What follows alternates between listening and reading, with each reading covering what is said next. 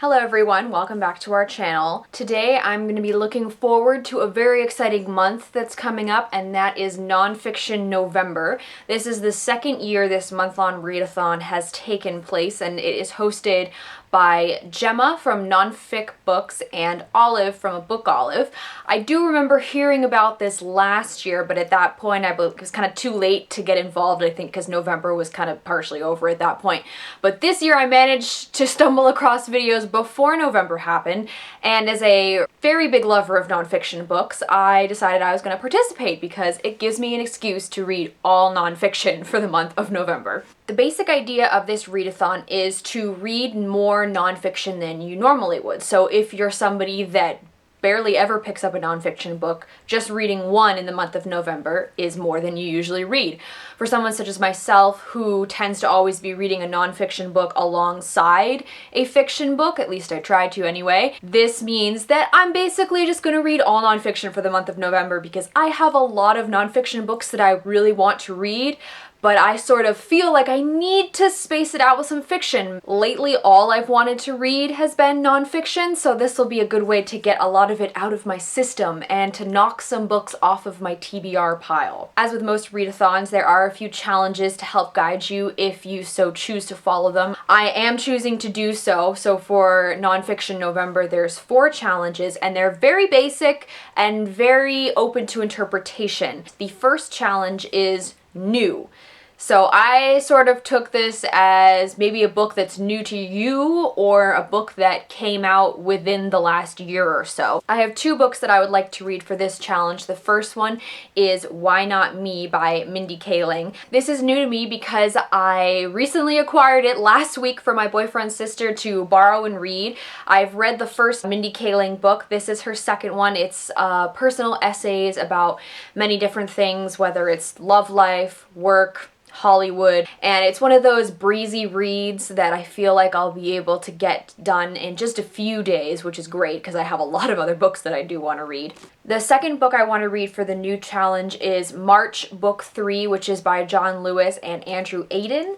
This is a graphic novel series, the final book in the series, and it is about John Lewis, who is a congressman from the US who was very involved in the civil rights movement. I've read the first 2 books in this series, and I think they're wonderful because they shed light on a very important topic and a very relevant topic in American history. This one just came out this year, and I'm just basically waiting for it to become available at the library. So it will become available to me at some point in November, so I'm including it on this TBR. The second challenge category for Nonfiction November is controversial. Once again, kind of open to interpretation, whatever you think, and I have, once again, chosen 2 books that I would like to read for this challenge. The first one is On Immunity by Eula Biss.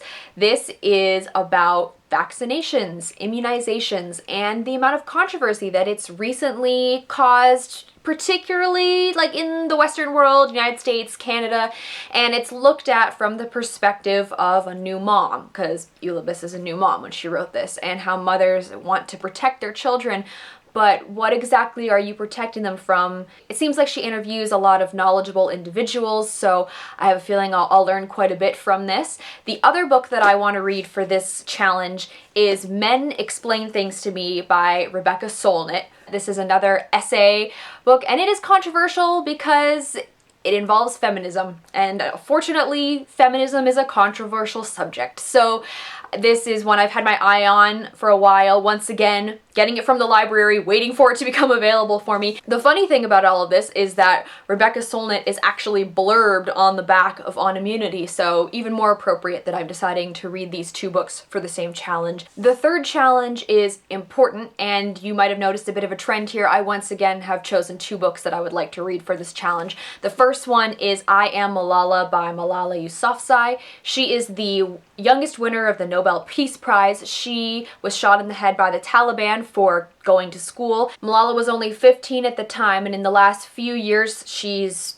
risen into fame for what happened to her and what she's chosen to do afterwards to sort of stand up and say girls deserve to go to school. She is a huge spokesperson for peaceful protesting for women and girls. This is her memoir of her life so far up to this point, and I've heard nothing but great things about this book. The other book that I want to read is Between the World and Me, which is by Ta-Nehisi Coates, and it's another essay book, this time written by a man to his son, basically like letters, and it's about race in America. It's obviously a very important topic right now, Black Lives Matter movement, a lot of police brutality against people of color, so I feel like it's high time I picked this one up. And finally, the last challenge for this readathon is fascinating. I was very happy they included this one in here because it gives me an excuse to read a book that I've been wanting to read, and that is No Way Down by Graham Bowley. When I originally hauled this, I did express my interest in reading it ASAP, but I just haven't finished the other nonfiction book that I'm currently reading, so this one has been sitting on my shelf calling to me for the past little bit. This is about the K2 mountaineering disaster that happened in 2008, in which a number of people died due to an ice shelf that broke off and destroyed the guide ropes that the teams were using to climb up and down K2. I absolutely loved Into Thin Air, which was about a disaster on Everest, so it's only natural that I want to read this one, which is about K2, the second highest mountain in the world. For some reason, I am just really drawn to mountaineering books. Maybe it's because these people are pushing themselves to do things I don't think I would ever want to do, but just the passion that they have and the danger that they put themselves in makes for very compelling stories and really bad disasters when things go wrong. And finally, the last book that I would like to attempt to read in November is Hope, Adventures of a Diamond by Marian Fowler. I picked this up secondhand a long time ago and just haven't gotten around to reading it, but it is, as you might imagine, about the Hope Diamond, all of the stories, curses, famous people that surround this diamond and why it is so famous. I don't think I've ever heard anybody mention this book before, but it was just one of those things that I saw it and I was like, that sounds interesting. I'd like to learn a little bit more about the Hope Diamond, and here we are. So I will most likely be kicking things off with Why Not Me and No Way Down, as you might imagine. If you guys are choosing to participate in Nonfiction November, let me know down below what books are you looking forward to reading. If you had no idea that this readathon was happening, not a problem. You got a whole month to join in. As always, all of the links are in the doobly-doo. Thank you guys very much for watching, and I'll see you later.